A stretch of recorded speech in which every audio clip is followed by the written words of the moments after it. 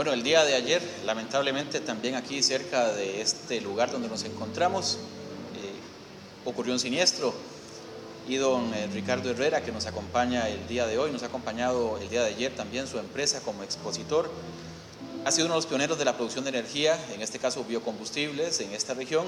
Tenía una de las plantas, quizá la más grande en producción de biocombustibles, biodiesel, en Costa Rica. Pues ayer la perdió en un siniestro, obviamente una situación no prevista, pero valga nuestro agradecimiento, don Ricardo, nuestro reconocimiento a su esfuerzo pionero, y estamos seguros de que eso es una simple caída y que se va a levantar con mucha más fuerza.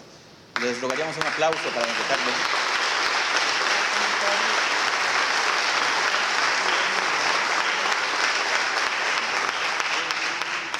Es de las personas que se ha dedicado y ha trascendido del discurso a los hechos, y eso pues lo reconocemos muchísimo, además de su apoyo para la Agencia de Desarrollo de la región Huetar Norte de Costa Rica. Como conferencia de cierre de este Congreso y Feria de la Energía, nos honra muchísimo presentarles a un invitado que no requiere presentación. Él es ingeniero industrial por la Academia West Point, es máster en Administración Pública por la Escuela de Gobierno John F. Kennedy de la Universidad de Harvard, es exministro de Comercio Exterior, exministro de Agricultura.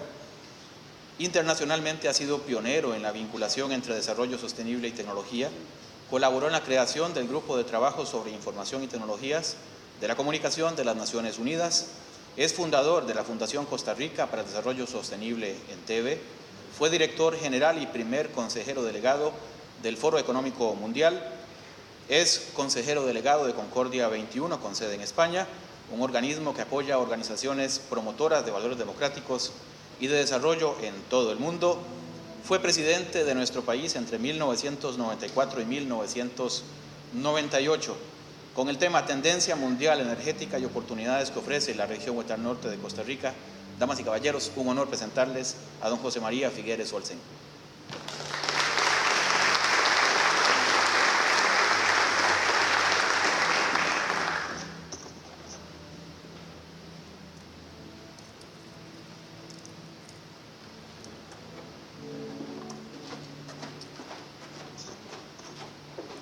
Quisiera que en la región Huetar Norte rindiéramos homenaje póstumo esta tarde a Nelson Mandela, quien falleció ayer, luchador de siempre por el desarrollo y por la libertad. Los invito por favor a ponerse de pie por un minuto.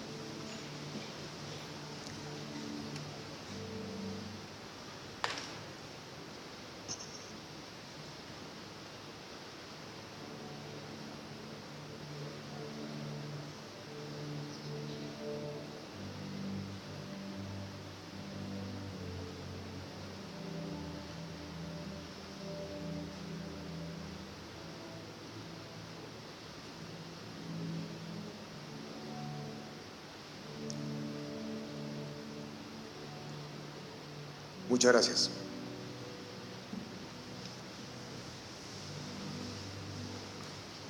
Amigas y amigos, buenas tardes.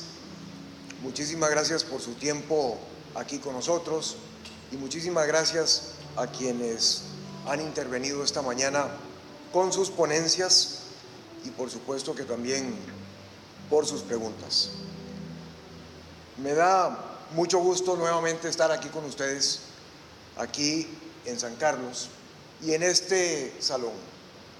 Hace unos 2 meses, un poquito más, estuve también por acá en el lanzamiento de la primera estrella de Vía Costarricense Proyecto País, y la verdad es que este salón, con sus maderas, con su arquitectura moderna, con su acondicionamiento, no tiene nada que envidiarle a los mejores salones de actividades en Noruega, que ya fue tema de conversación, o en Dinamarca, de donde vienen mis ancestros, o en Suecia. Pero además, celebro que estemos organizando este evento, este importante congreso o simposio sobre energía en el medio de la campaña político-electoral. Estos son los temas de los cuales deberíamos de estar hablando en una campaña política electoral. este servidor de ustedes, a pesar de que trabaja en este campo, no con tanto éxito ni con tanta experiencia como algunas y algunos de ustedes, he aprendido muchísimo durante las diferentes ponencias, escuchando las preguntas y las respuestas del último panel. Y por todo eso, entonces, les estoy doblemente agradecido. Por supuesto que para una cosa tan linda como esta, tan especial, que llena de entusiasmo y de ilusión, tendríamos que decir, tenía que ser San Carlos. Esta zona dinámica es un ejemplo de trabajo y de perseverancia para el país. Y por eso también, cuando me invitaron, quise venir especialmente de Europa para participar en este evento con todas y con todos ustedes antes de seguir mi viaje el domingo para Brasil. Quisiera hacerle un reconocimiento a San Carlos y a la zona Huetar Norte, destacando 4 características que tal vez para ustedes que viven acá, que conviven y que trabajan en esta parte del país, no son obvias o no las reconocen todos los días, pero que para los que venimos de un poquito más allá son de admiración. Primero que todo, me encanta la pujanza de San Carlos y de la zona norte, las contribuciones que con esa pujanza ha hecho el país en el sector agrícola, en el sector pecuario, en el sector turismo, en el sector energético y, muy importante, en el sector de la conservación. Segundo, me ilusiona el espíritu emprendedor que se encuentra uno en esta parte del país. Aquí, en este salón, hay muchas y muchos emprendedores de la zona norte y de San Carlos, pero yo quería hoy también reconocer a Ricardo. Hace 2 meses que estuvimos por acá, al final de un día lleno de cosas y actividades, pasamos a conocerle la planta de biodiesel, que en ese momento estaba ya produciendo 20.000 litros por día. Probablemente, o mejor dicho, sin lugar a duda, la planta más grande productora de biodiesel en este país. Y me llenaba de admiración ver cómo, a través de los años de investigación y de trabajo, Ricardo y quienes los han acompañado en esa linda aventura han logrado establecer un conjunto de tecnologías que no tienen nada que envidiarle a ninguna otra parte del mundo y que estaban sacando un producto comercial de lo que hasta en ese momento era un desecho y que además le estaba ahorrando al país divisas y al mundo emisiones de carbono. Anoche, por supuesto, cuando llegué al país y me di cuenta de lo que había sucedido, llamé a Ricardo, hablé con él y me encontré al Ricardo más emprendedor del mundo. Un Ricardo que me estaba diciendo: mire, presidente, el sábado íbamos a tener una fiesta con los colaboradores para celebrar el fin de año, siempre la vamos a tener el sábado para celebrar el reinicio de esta planta. Y la nueva planta no va a ser de 20.000 litros por día, sino que va a ser de 40.000 litros por día.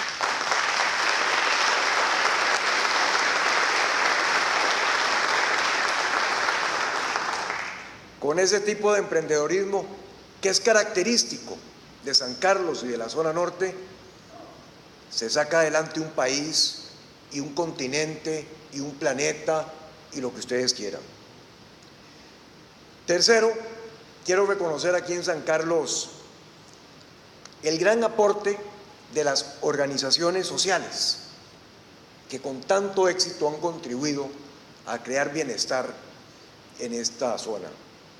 Pues bien, podríamos hablar aquí de muchas diferentes cooperativas, pero por la actividad que nos reúne y por el tema, quiero singularizar a Copelesca, que a todas luces es una cooperativa no solamente exitosa, sino que comprometida con sus asociados y con el bienestar de la región en general.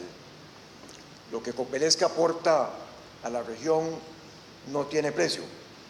Y Omar Miranda, con quien hemos venido trabajando a lo largo de los últimos meses en una plataforma nacional para el diálogo sobre la energía, lo ha hecho de una manera extraordinaria con sus colaboradores. El cuarto elemento que quisiera resaltar es, por supuesto, ese fenómeno tan singular, tan único, tan especial, que habría que replicarlo en todas las zonas del país, que constituye la zona económica especial. Escuchamos esta tarde de Alfredo Aguilar, su director ejecutivo, lo que están haciendo, lo que están viendo como posibilidades para la región. Esa zona económica especial tiene visión de futuro y estrategia para acomodar los diferentes eslabones que van haciendo una cadena de desarrollo y de bienestar.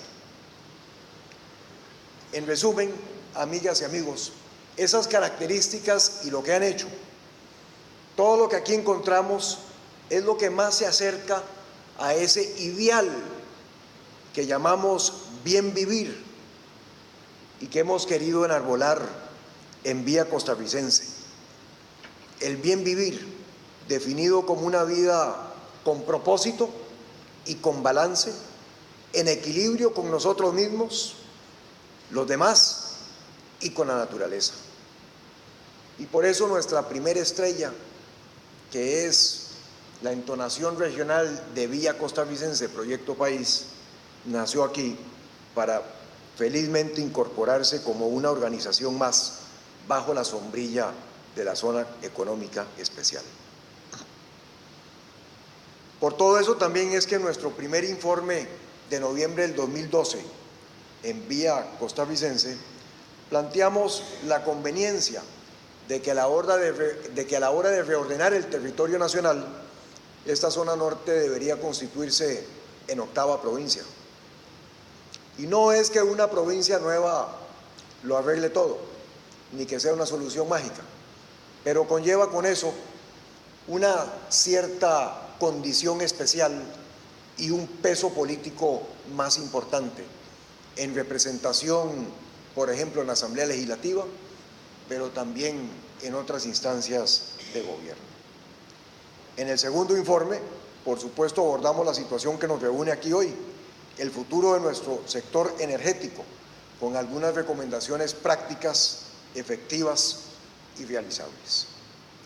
Quiero entonces, amigas y amigos, entrar a la presentación que hoy me lleva a hablar sobre el panorama global de energía. Pero no puedo dejar de pegar el panorama global de energía, que sería una conversación interesante, pero hasta cierta manera académica, si no hiciéramos un esfuerzo por pegar esa conversación sobre lo que está pasando en el mundo con lo que pasa en Costa Rica y con las posibilidades que tenemos de potenciar nuestro desarrollo si sabemos interpretar bien el signo de los tiempos y las cosas que están pasando más allá de nuestra frontera. Y por eso entonces he dividido esta presentación en 3 partes. Primero, Costa Rica, porque quiero compartir algunas reflexiones sobre nuestro país y lo que podemos hacer, para lo cual ocupamos mucha energía a precios competitivos. Eso nos llevaría a una segunda parte de la presentación que tiene que ver con lo que está sucediendo en el mundo, para hablar no solamente de lo energético, la agenda global energética, sino de su incidencia sobre la economía global, y cerrar el círculo dando vuelta otra vez para llegar a Costa Rica, habiendo pasado por lo que pasa en el mundo, para ver cuáles son las cosas que podemos hacer aquí y cómo le sacamos provecho a la coyuntura global.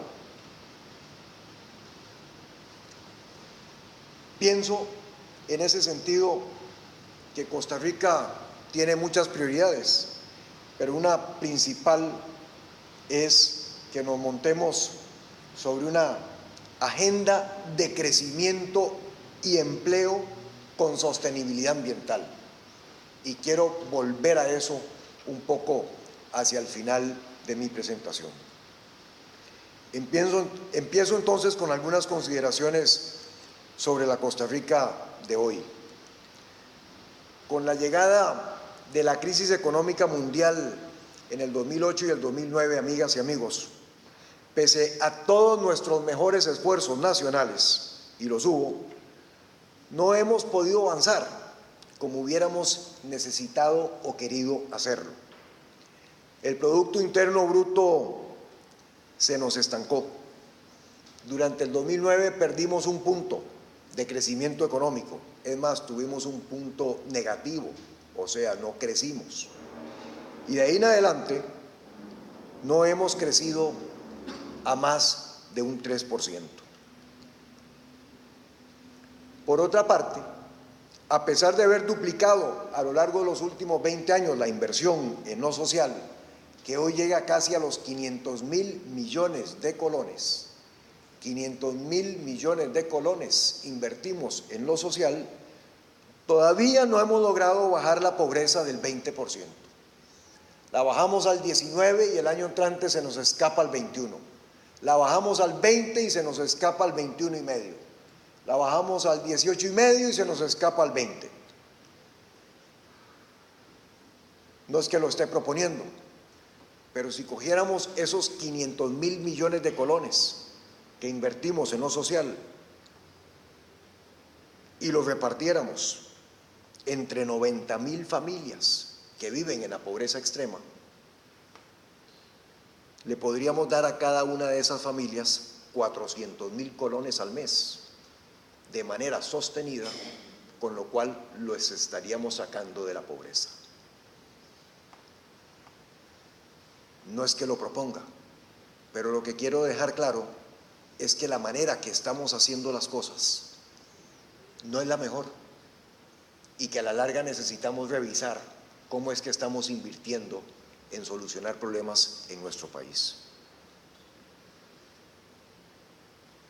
En empleo, hoy tenemos una tasa de desempleo abierto del 10%. Esos son 200.000 compatriotas.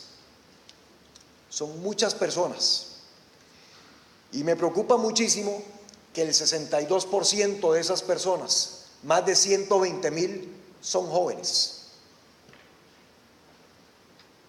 En subempleo tenemos al 14% de la población, que son otras 280.000 personas. Es decir, gente que quisiera poder trabajar más de lo que está trabajando. Es el jornalero en Guanacaste que estuvo trabajando en actividad turística, lo despidieron por los recortes que hay y hoy en día está jornaleando 3 días por semana porque la finca agrícola en que ahora está empleado no da para pagarle 5 jornales.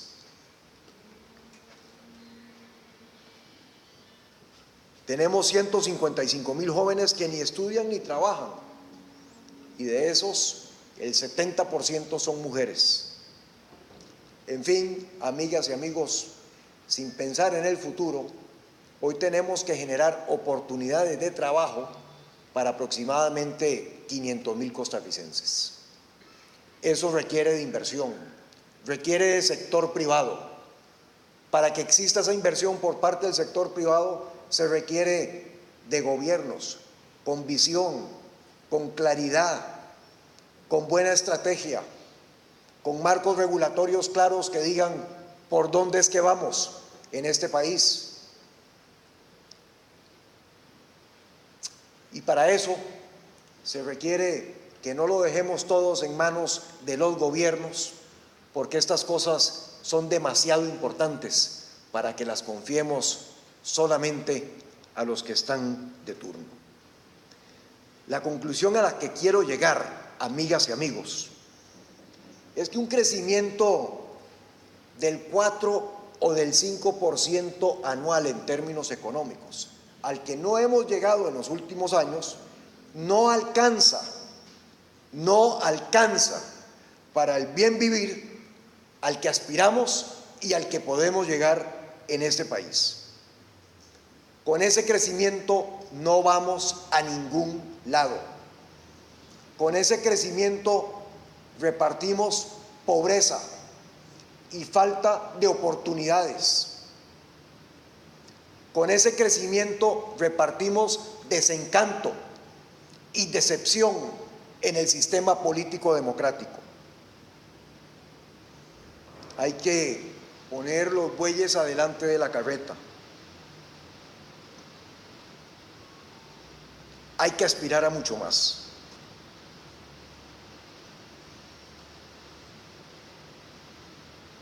A nivel nacional, mucho más que los buenos esfuerzos de todo gobierno, necesitamos crear una visión compartida de hacia dónde queremos llevar al país. Abundan las ocurrencias y escasean las ideas. Y a eso hay que darle vuelta. Es imperativo ponerle brújula al barco, porque no estamos jugando y las condiciones globales no están para menos. Entre otras cosas, debemos fijarnos metas de crecimiento del 8% anual. Fijarnos políticamente, pero no política con P minúscula, política con P mayúscula, como concertación nacional, metas de crecimiento del 8% anual. Y a partir de esa definición, solicitarle a los economistas y a los ejecutivos de turno que alineen las políticas económicas y los incentivos para que podamos producir ese resultado.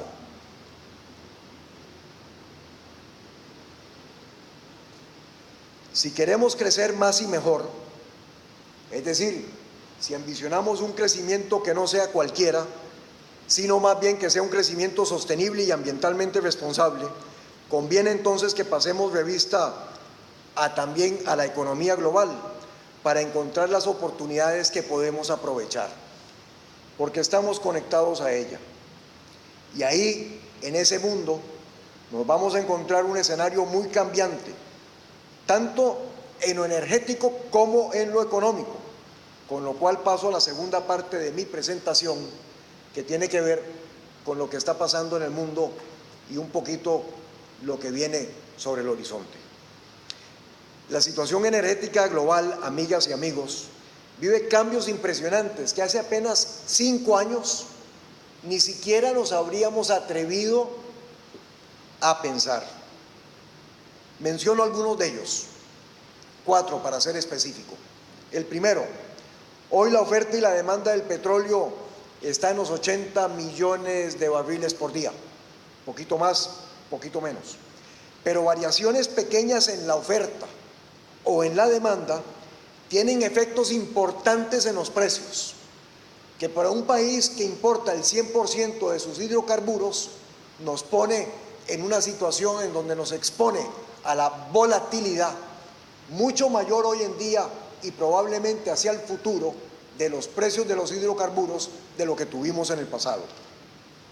Segundo, la mayoría de la oferta de los combustibles fósiles tradicionalmente había venido de los países de la OSD, es decir, de los países desarrollados, mucho más estables, mucho más congruentes en sus políticas de extracción energética, como aquí bien lo mencionó don Roberto con respecto a Noruega hace algunos minutos. Hoy la mayoría de la extracción se da en áreas mucho menos estables. Rusia, el centro de Asia, Nigeria, la misma Venezuela, y por supuesto que con eso se le añade inestabilidad al mercado. Pero eso también está cambiando. Los países ricos, los países desarrollados, los miembros de la OSD, pasaron de consumir el 60% de la producción global de los hidrocarburos hace apenas unos años al 40% en donde están más o menos hoy en día, y van para el 30% del consumo, con los países emergentes o los países en vías de desarrollo siendo a donde se está dando el crecimiento en el consumo. para que veamos lo que eso significa y algunas tendencias específicas. Del crecimiento total del consumo de hidrocarburos en Asia, una tercera parte la constituye el diésel requerido por los camiones de transporte en Asia. Eso nos pinta muy claramente cuál va a ser el uso de los combustibles en los años entrantes a nivel global. Por encima de ello, hay variables que están por causar cambios todavía más vertiginosos en el mercado global de la energía. Y de estos menciono tres. El primero, el crecimiento sorprendente en la producción de petróleo y de gas en partes del planeta en donde nunca lo habríamos esperado. Segundo, la nueva posición en algunos países importantes con respecto al futuro de la energía nuclear, luego del accidente en Japón de Fukushima. Y el tercer elemento que menciono, como una variable que está causando todavía más cambios en el mundo energético, es la entrada de legislación obligante en muchos países del mundo durante los últimos 18 meses especialmente, y particularmente en China, que tiene que ver con la regulación legal y contundente en el consumo energético de electrodomésticos, de vehículos y de otros artefactos. Vamos al detalle de cada una de estas tres variables que están causando cambios más profundos. Primero mencioné el crecimiento sorprendente en la producción del petróleo y el gas. Bueno, ahí, amigas y amigos, debido a los avances tecnológicos, sobre todo lo que llamamos fracking, con la extracción de petróleo y de gas, los Estados Unidos, Canadá y muy pronto Australia están aumentando significativamente su producción. Tan significativamente la están aumentando que en no más allá de 5 años, los Estados Unidos se colocará como el primer productor de petróleo en el mundo, por encima de Arabia Saudita, y como el primer productor de gas en el mundo. Condición que hace 5 años o menos nunca habríamos soñado. Sin embargo, amigas y amigos, mientras que los Estados Unidos necesita precios de mercado de por lo menos $80 por barril de petróleo para poder extraer esas cantidades de manera razonable, el costo de extracción por petróleo, por barril de petróleo en Arabia Saudita, sigue estando en $5 por barril. De manera que para el resto del mundo, Medio Oriente seguirá siendo una fuente importante de suministro energético. Además, hay costos ambientales importantes con estas nuevas extracciones por medio del fracking para sacarlo. Para el año 2020, Canadá, que es un país precioso con más de 3 millones de lagos de todos los tamaños, todos los colores y todos los sabores, para el 2020 Canadá habrá creado una superficie equivalente a 50.000 hectáreas de lagos artificiales en donde están almacenando los residuos tóxicos que no saben qué hacer con ellos de lo que es el tratamiento de las arenas pesadas para extraer el petróleo. 50.000 hectáreas de lagos con material tóxico. Cuando hablamos de responsabilidades intergeneracionales, hay que ver también lo que les estamos dejando a las futuras generaciones. Nadie sabe qué hacer con eso. 50.000 hectáreas es todo lo que tiene Costa Rica sembrado de banano, o todo lo que tiene Costa Rica sembrado de piña. Eso en lagos con material tóxico. Bueno, en fin, esos son algunos de los cambios que estamos viviendo. Voy al segundo factor que está causando más cambios, que es la nueva posición en algunos países importantes con respecto al futuro de la energía nuclear, luego del accidente que todos recordamos de una planta nuclear en Fukushima, Japón. Luego de ese incidente, países han tomado la decisión de cambiar su política con respecto al futuro de la energía nuclear. Entonces, Japón, por ejemplo, apagó todos sus reactores nucleares. Y Japón hoy en día tiene ya 42 meses en que sigue incrementando su déficit comercial por la importación de gas, que va en aumento porque necesitan sustituir lo que generaban con nuclear. Alemania ha tomado la decisión de salirse de nuclear, pero todavía no tiene una fórmula para ver cómo lo sustituye. Y Francia, a donde el componente nuclear de la matriz energética es el 75% de la oferta, hoy en día está en un debate intenso con respecto a si mantiene la oferta nuclear o si la elimina en una progresión a corto plazo. Todo eso tiene consecuencias importantes para la economía global. Un cambio a favor de cero nuclear en países como Japón, Alemania y Francia tienen una incidencia sobre los precios de todos los otros combustibles en los mercados.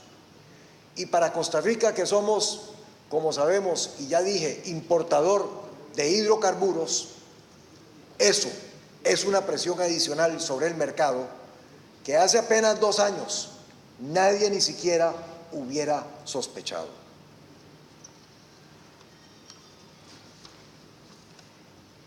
Voy al tercer conjunto de medidas que están causando variables. ¿Cuál es la entrada de legislación obligante en muchos países del mundo, empezando por China, con disposiciones que regulan el consumo energético de los electrodomésticos, de los vehículos y de muchos otros artefactos? Irene Cañas lo mencionó aquí brillantemente esta tarde, y qué extraordinaria presentación la de Irene. Me encantaría tener a Irene como responsable de un programa de administración de la demanda energética nacional encargada de ahorrarnos por lo menos un 15% del ahorro energético. Me encantaría. Cuando Irene menciona que tenemos una ley que lo regula, pero que tiene 18 años de no haberse modernizado, yo lo que me pregunto, amigas y amigos, es, perdón por el buen francés, ¿qué diablos hemos estado haciendo durante los últimos 18 años? ¿Cómo es que una cosa tan importante para el país duerme el sueño de los justos y no se revisa para incorporar las tecnologías más modernas y los adelantos que encontramos en los otros países?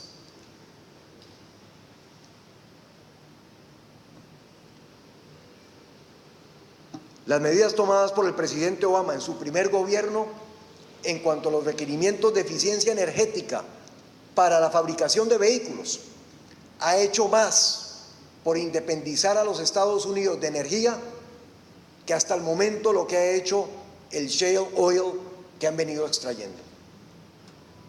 Lo que está haciendo China con electrodomésticos, aires acondicionados y refrigeradores les ahorra cada 3 años la oferta energética de su proyecto hidroeléctrico más grande, que creo que es el más grande en el mundo, que es el Three Gorge Dam. Y aunque la principal motivación de estas medidas ha sido lo económico, sus efectos también vienen ayudando a reducir las emisiones de carbono, sobre las cuales vamos a hablar en un minuto. En todos estos cambios que están sucediendo en el mundo energético, amigas y amigos, que nunca habríamos pensado, tan siquiera hace 2 o 3 años, como tantas veces sucede, hay ganadores, hay perdedores y hay quienes están en la cuerda floja y que van a pasar a ser o perdedores o ganadores dependiendo de lo que hagan. Ganadores, Estados Unidos, Canadá, Australia. De importadores pasan a ser exportadores. Perdedores, Rusia, productores tradicionales que se verán afectados por menores mercados de exportación y probablemente también tengan bajas en sus precios, a menos de que la variante nuclear que eliminan los países causen un alza en los precios. Y entre aquellos que están en la cuerda floja, en la balanza, y tienen la oportunidad de decidir mediante sus políticas si quieren ser ganadores o si quieren sumarse a los perdedores, estamos nosotros. Porque dependiendo de lo que hagamos a esa coyuntura global, o le sacamos provecho, que es lo que muchos pensamos deberíamos de hacer, o más bien nos va a sacar provecho a nosotros. Y todos estos cambios en el mundo energético tienen, por si fuera poco, importantes consecuencias en la geopolítica del mundo. A 4 o 5 años plazo, cuando Estados Unidos ya no necesite petróleo de Medio Oriente, me pregunto, ¿cuáles fuerzas armadas van a vigilar, supervisar y cuidar el Golfo de Persia, el Estrecho de Hormuz y el Canal de Suez? Porque no creo que esa factura la sigan pagando los contribuyentes norteamericanos si ya no necesitan sacar petróleo de esa zona. Van a ser los chinos, que vienen aumentando su presupuesto militar de una manera impresionante y que hace 3 meses lanzaron su primer portaaviones. Y si son los chinos, amigas y amigos, ¿cuáles son las consecuencias para el resto del mundo?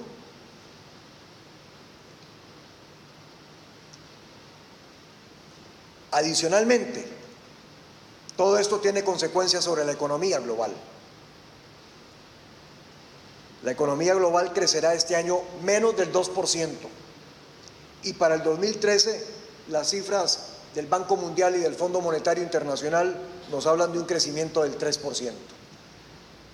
Bueno, en ese escenario Europa no crece del todo, Estados Unidos apenas crece y Asia, con un crecimiento menor que el normal, es la que saca el promedio adelante. Algunos economistas, Larry Summers, otros, mencionan ahora con toda claridad lo que se venía a venir. La recuperación de la economía global va a ser lenta y va a ser muy difícil.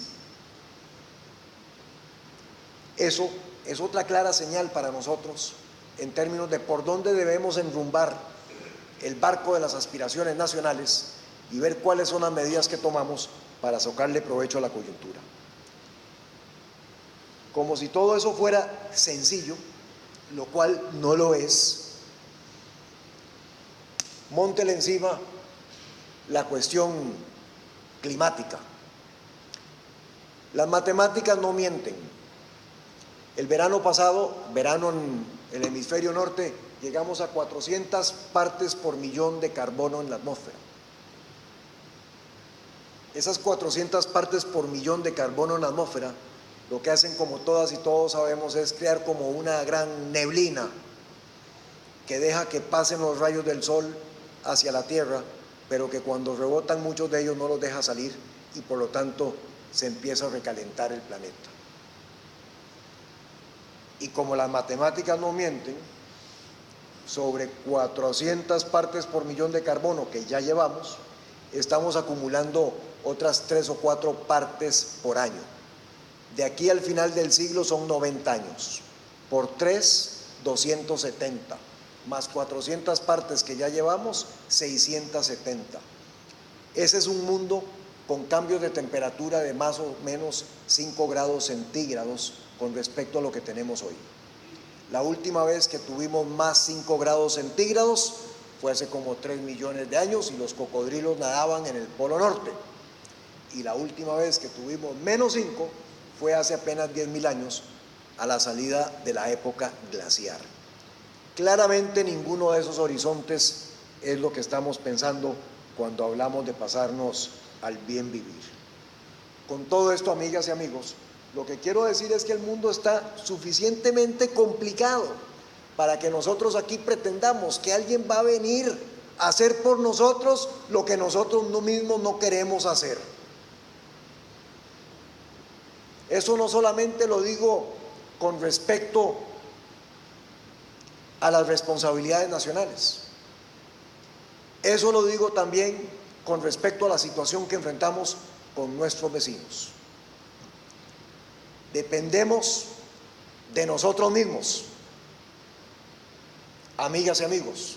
En el mundo de hoy, suficientemente complicado, nadie va a venir a sacarnos las castañas del fuego.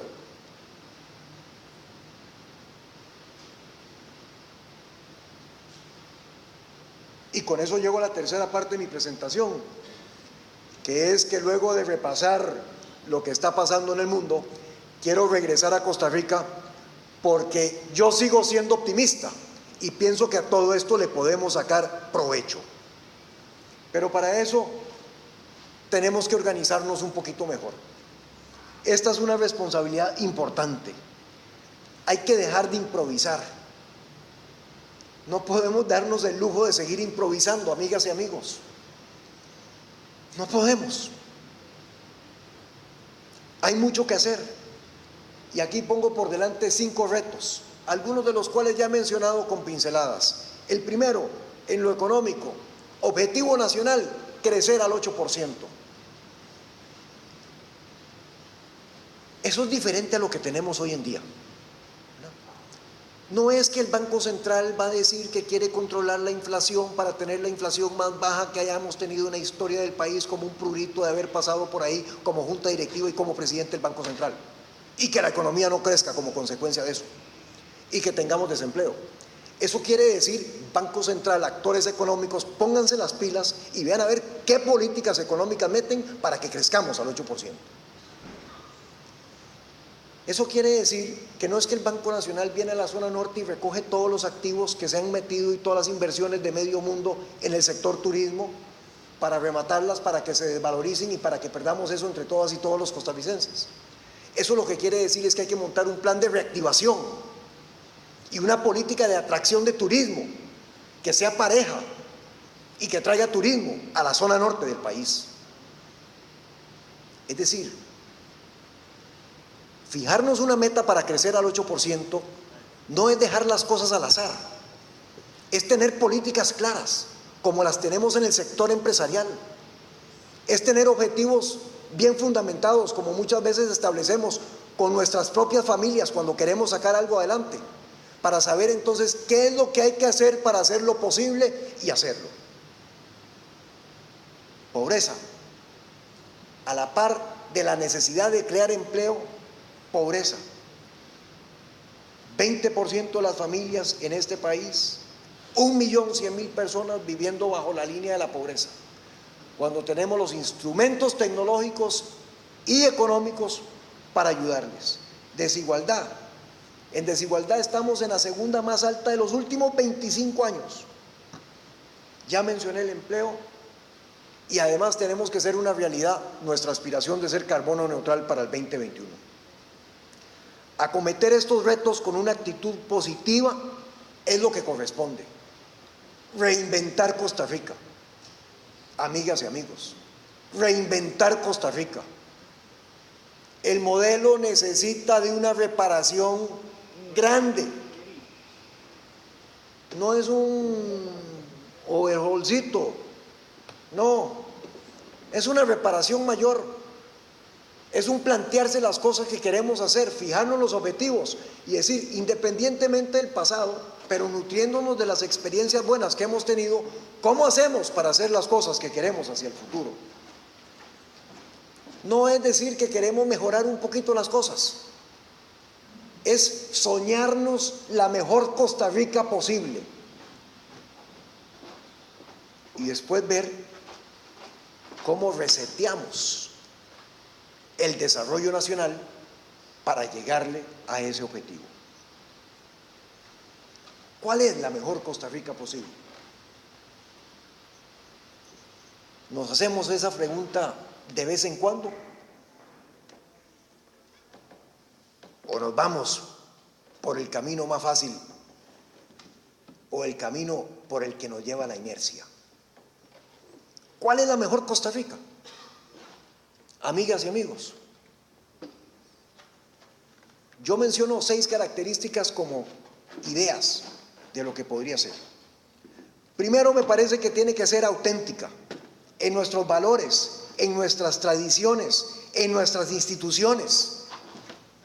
Si perdemos nuestro acervo cultural, perdemos parte de nuestra alma y de nuestro espíritu. Ser auténticos, ser nosotros mismos. No tenemos que andarle copiando nada a nadie. Somos un país muy singular y muy especial para andar copiando. Segundo, frente a las responsabilidades del cambio climático, debemos de ser un país verde. Verde con el ambiente como oportunidad de negocio, no como estorbo para evitar que se hagan las cosas. Verde como lo piensa Ricardo Herrera, produciendo biodiesel. Ojalá muy pronto, 40,000 litros por día.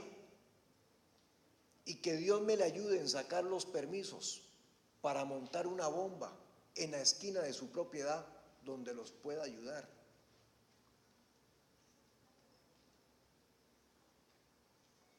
Verde con eficiencia energética y distribución descentralizada y transmisión inteligente. Tiene que ser, en tercer lugar, una Costa Rica solidaria. En nutrición y en salud todavía hay mucho que hacer. Y me preocupa que no le estemos entrando a fondo a los problemas de la Caja Costarricense del Seguro Social. En educación hay que redefinir el alfabetismo. Y este es un país que ya debería de decidirse en serio a que fuéramos un país completamente bilingües a la vuelta de 8 años. No hacerlo, amigas y amigos, es condenar a las nuevas generaciones a que sean obsoletos y obsoletas en el mundo en que vivimos. Además de solidario, un país conectado es con el que sueño. Conectado no solamente en términos de banda ancha. Japón ya tiene un 70% de sus hogares conectados a banda ancha. Aquí la cooperativa nos podría meter mucho el hombro. Pero conectado también en términos de infraestructura. Y celebro que Alfredo Peralta esté al frente de la comisión para ver si podemos establecer un aeropuerto en la zona norte, que es uno de los lindos proyectos de la zona económica especial. Debería ser una Costa Rica inteligente, no solamente en términos normales cuando hablamos de la inteligencia, sino vinculaciones de valor agregado y encadenamientos productivos. He estudiado mucho el modelo de educación vocacional que tiene Singapur. Singapur, que siempre rankea entre los primeros 4 o 5 países en el índice de competitividad global. Singapur, 3,5 millones de habitantes, con 1,5 millones de personas que viven ahí, que no son de Singapur, pero que quieren vivir ahí, que trabajan y que contribuyen a esa economía. Singapur, un país que pasó de $450 por habitante en 1965 a $57,000 por habitante el año pasado. Singapur, un país que tiene una clara orientación de hacia dónde quiere ir y que tiene el coraje para acometerla con responsabilidad. Y por último, también sueño con que sea un país mucho más competitivo. Esa es la mejor Costa Rica que podríamos tener, con esas características y algunas otras que estoy seguro aquí ustedes les podrían agregar. Pues bien, Todo esto, amigas y amigos, se puede apuntalar muchísimo desde el sector energético nacional. Desde el sector de la energía, sobre el cual hemos estado hablando, podemos meterle un gran impulso o le podemos meter un gran freno a las cosas que queremos hacer en el país. Y de lo que se trata es de meterle el impulso. Por eso, hace un par de meses, en Vía Costarricense, invitamos a Franklin Chan y a José Zaglul de la Earth para que montáramos lo que llamamos una plataforma nacional de energía, como un espacio neutro, una mesa de conversación, de negociación entre todos los sectores que participan en el pastel energético hoy en día, para que valoremos y busquemos las mejores opciones entre todos. Don Omar Miranda nos acompaña en ese esfuerzo y ha hecho contribuciones importantes y valientes. Hay que hablarnos más entre los diferentes sectores y en lugar de ponernos a pelear, ver cómo entre todos sacamos las mejores soluciones. Además de lo que aquí se ha comentado sobre el sector energético, quiero proponer 6 acciones rápidas de corto plazo que me parece que podrían mandar señales claras a los mercados, a la inversión, a la creación de empleo, de por dónde es que queremos ir. La primera, los precios. Los precios, los precios, los precios.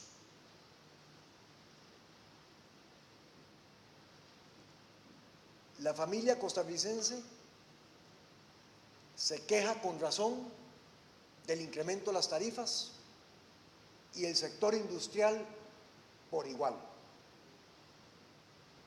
Salvador López habló de eso esta mañana. Manrique Rojas también lo mencionó. Evelio de Ticofrut fue elocuente con las filminas, con los datos que nos enseñó. Con los precios que tenemos actuales, amigas y amigos, no vamos a ninguna parte. Con los precios energéticos actuales no vamos a ninguna parte. No vamos a crecer, no vamos a generar más empleos y no vamos a lograr las metas que queremos lograr. Nosotros mismos, en muchos casos, nos hemos tendido una trampa en la que todo pareciera conspirar hacia el alza de los precios. Es decir, nosotros mismos nos fuimos enredando en los mecates. Impresionante la filmina de Salvador sobre 12 factores que afectan los precios del consumo energético, porque ahí en esos 12 factores se pueden hacer muchas cosas.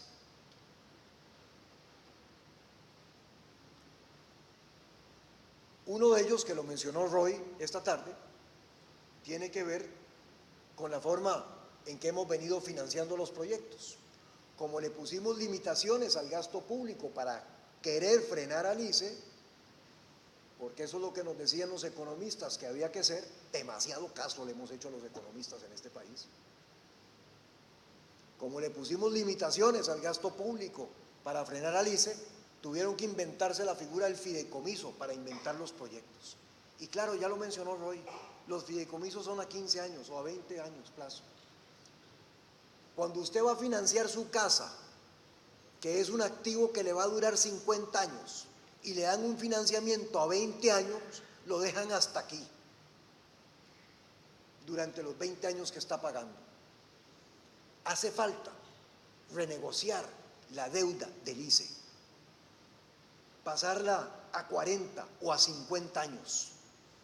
Pero para eso ni siquiera hay que salir de Costa Rica, amigas y amigos, porque también lo dijo Roy, los fondos de pensiones costarricenses que hoy se invierten en bonos de la deuda pública que no nos contribuyen nada a nuestras pensiones futuras, tienen más de 11.000 millones de dólares. ¿Y qué mejor inversión de largo plazo para un fondo de pensiones costarricense que invertir en proyectos de energía a 40 años plazo, a tasas de interés de crecimiento real? no hay mejor inversión. Los precios, y ahí tenemos algunas soluciones. Segundo, la administración de la demanda. Irene lo dijo muy claro, los esfuerzos que ella está haciendo. Fácilmente en este país, con solo que nos metamos a hacer un esfuerzo relativamente importante, nos ahorramos un 15% de lo que hoy estamos consumiendo. Roy habló del 14%, pero bueno, por ahí andamos. Si hacemos un poquito de esfuerzo le llegamos al 20% sin ningún problema. Y claro, con 1500 megas de capacidad instalada, el 15%, si Pitágoras no miente y las matemáticas no lo hacen lo mismo, pues eso es el equivalente de un ahorro de 285 megavatios.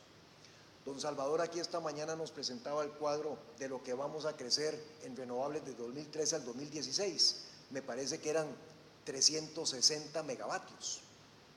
Pero ese mismo crecimiento, a mucho menor costo y muchísimo más rápido, lo podríamos tener con solo meternos en un programa de ahorro energético, en donde el ahorro paga la inversión. Tenemos las instituciones para hacerlo, los intermediarios financieros para hacerlo, los fondos para hacerlo, la tecnología existe, pero lo que hace falta es hacerlo. Eso se está cayendo. Proyectos geotérmicos. El ICE tiene 230 megavatios fuera de los parques nacionales. Interesantísimo, importantísimo, porque como todos sabemos eso va a cubrir la base de la demanda. Es decir, no es energía intermitente como lo son las otras renovables. Yo me considero un ambientalista de primera. Para mí pocas cosas hay más importantes que el ambiente. No soy ambientalista de algunos que habrán en instituciones como el SETENA, que duran 25 años para sacar un permiso para hacer una construcción. Eso no es ser ambientalista. Eso es pasearse en el desarrollo nacional.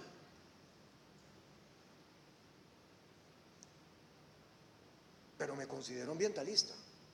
Y como ambientalista que me considero, me parece que sería lindo para el país que explotáramos el potencial geotérmico que tiene Costa Rica dentro de los parques nacionales también, y que le pagáramos un canon a los parques nacionales para darles un presupuesto con el cual pueden mejorar los parques y agrandarlos por otras partes y comprar otras tierras, pero tener la riqueza metida ahí y no sacarla y estar consumiendo petróleo importado, que es lo que estamos haciendo, es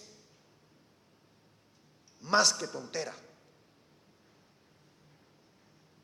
Es no querer hacer las cosas. Es no querer hacer las cosas. ¿Hasta cuándo vamos a soportarnos, amigas y amigos? ¿Hasta cuándo tenemos que soportarnos ese grado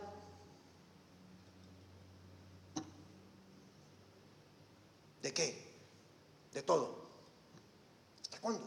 ¿Hasta cuándo aguanta la paciencia? ¿Será que llevo demasiados años trabajando afuera, a un ritmo diferente? Pero esas cosas me enervan, ¿verdad? Me hierven la sangre, me suben el Figueres, me hacen pensar en todo. No, amigas y amigos, hay que ponerse serios. Y aquí, teniendo esos potenciales, hay que sacarles el provecho. Cuarta medida rápida: generación distribuida. Una planta en cada techo. Una planta en cada techo. Así, sencillo, tranquilo. Una planta en cada techo. Irene ahí nos habló del techo que están montando en la Cancillería. Ojalá que ese techo, además de proveer energía, encienda 1000 bombillos mentales, que es lo que habría que encender para ver si entendemos que eso tiene todo el sentido. Le quita el peso la inversión al ICE, aprovecha la red de distribución que tenemos, mejora la calidad de la energía, va contra el pico del mediodía, va a favor de la economía familiar, tremendo producto para invertir los fondos de pensiones.